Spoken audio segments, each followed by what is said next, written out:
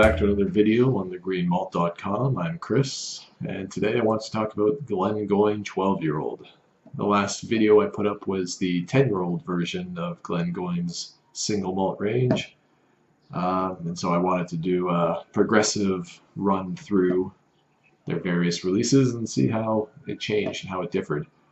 So I suspect that this video will be a little bit shorter than I usually record, but that's fine. It can probably stand to be a little shorter. Not going to go through my usual rambling nonsense about Glengoyne as a distillery. I did that in the last video, and I don't really want to repeat stuff too much.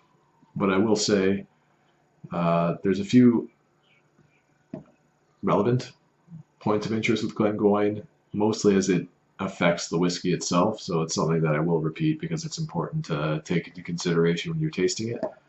First, it's a Highland malt. It is the southernmost Highland distillery. It borders the lowlands, in fact, but it's still a Highland malt. They take pride in the fact that they have the slowest stills in Scotland, and that should produce, you would think, a sort of clean, easy drinking spirit. And I think it does, but hey, I don't know. And the third thing is that they use zero peat at all in their drying of the barley, so it really allows the cereal character and the maltiness and the nutty quality of barley to kind of come through, which is good because they're one of two distilleries, I think Macallan being the other one, that uses golden something or other. I should really look that up. But yeah, anyway, it uses a very high quality strain of barley. It's supposed to produce less yield when grown, but have higher quality to it when distilled, produce a finer distillate. So they want that to shine through, and it makes sense. So the last time we talked about the 10-year-old, this thing right here, I generally thought it was a good, like a pretty reasonable single malt. If you can get it cheaply, it's well worth the investment. But it was quite simple. To me, it tastes a little bit young. I enjoy it, as I seem to enjoy all of Glengoyne's releases, but I think there's definitely room for improvement. Well, I know there is room for improvement based on what I've tried in their other releases, but it's a good starting point. The 12-year-old, you're starting to see a little bit of a change, in particular in the color of it, and the lighting in here today is really awful, so I don't know how that comes through very well, but Glengoyne doesn't color any of their scotch. It is chill filtered, but they don't color it. So whereas the 10-year-old was a very yellow, very yellow single malt, this has got more of an orange hue to it, and it shows off of the aging out of the sherry casks that the 12-year-old goes through. So what do we have? 12 years old, as I said, no color, chill filtered, yes. 43% ABV. And the first thing that always strikes me with the 12-year-old is that it is a little bit hot in the nose. What do you think, Beans?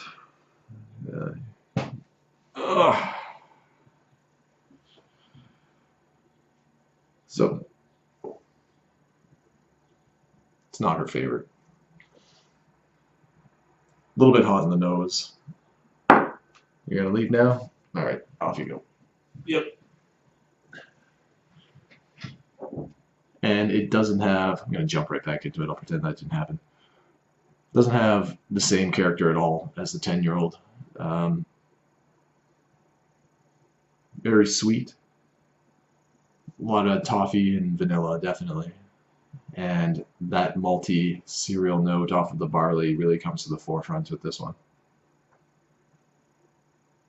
But on top of that, there's a little bit of chocolate in there and a little bit of citrus as well.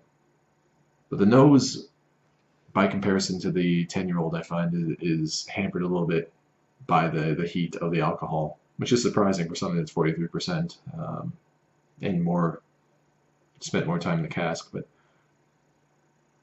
yeah.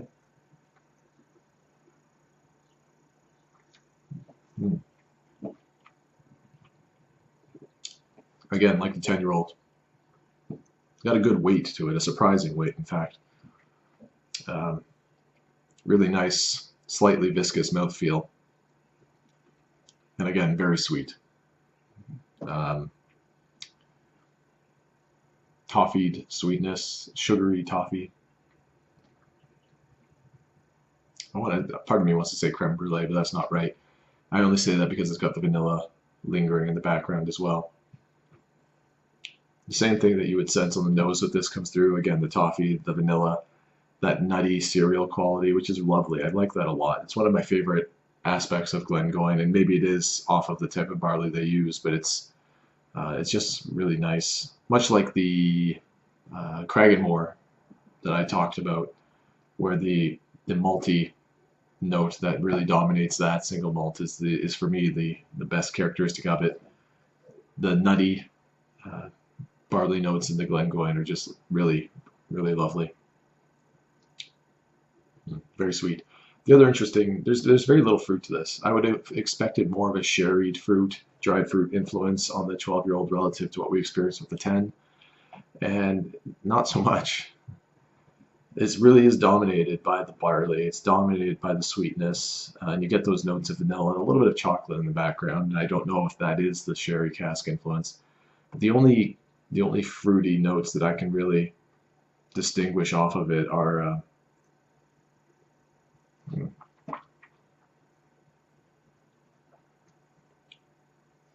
those light citrus notes. And to me, it's a little bit like not a fresh lemon, maybe one of those candied lemons.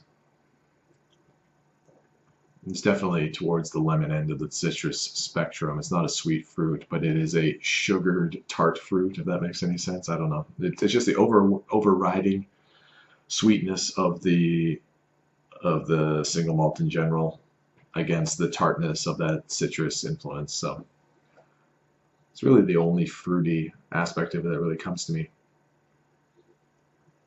And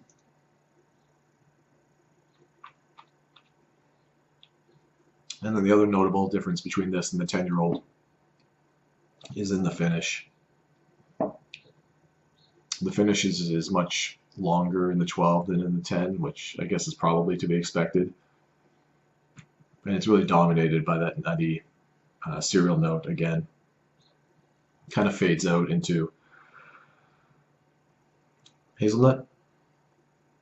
Yeah, maybe hazelnut. A little bit of walnut maybe. That's the lingering aftertaste of the whole thing. So differences, well, I find the 12 much sweeter, quite frankly. Much sweeter, different flavor profile to be sure. A little bit more complexity, not a lot, but a little bit more there. It's really dominated by those nutty barley influenced notes. I think it's lovely. It might depend largely on your palate.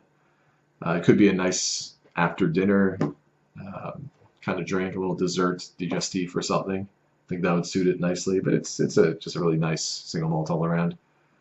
I think I scored the 10-year-old at 80 out of 100. This I do enjoy quite a bit more. I think the sweetness of it and the heat of the spirit, especially on the nose, holds it back a little bit.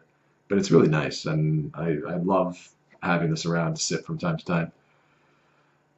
So, I don't know, like 83 out of 100, maybe 84.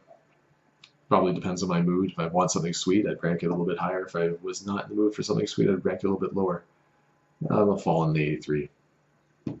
It's nice. I picked this up, as I said, the 10-year-old now runs for about 75 bucks per bottle here in Ontario now.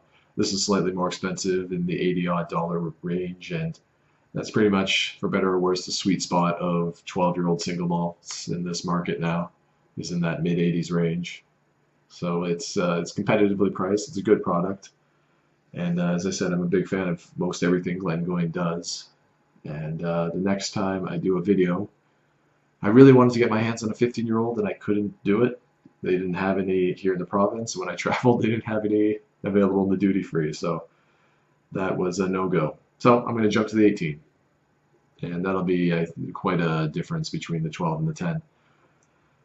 Yeah, that'll be the next video for now. The 12-year-old, much like the 10-year-old, a very solid product, well recommended. And I'll see you with the third and final video of the Glengoyne trio next time. Cheers.